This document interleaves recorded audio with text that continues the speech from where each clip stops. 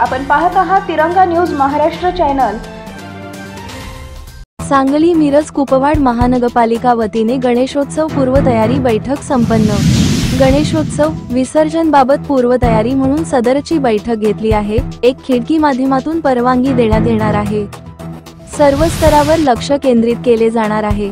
सर्व सामाजिक मंडळे यांच्या सहभागाने गणेशोत्सव उत्साहात साजरा करणार असल्याचे आयुक्त सत्यम गांधी यांनी सांगितले।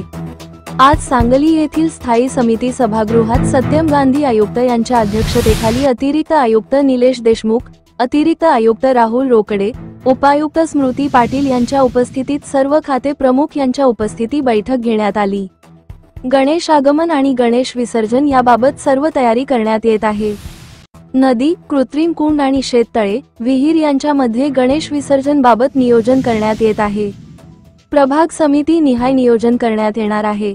गणेश आगमन रस्ते, विसर्जन मिरवणूक रस्ते याबाबत शहर अभियंता यांनी पाहणी करून अहवाल सत्वर देण्याचे आहे।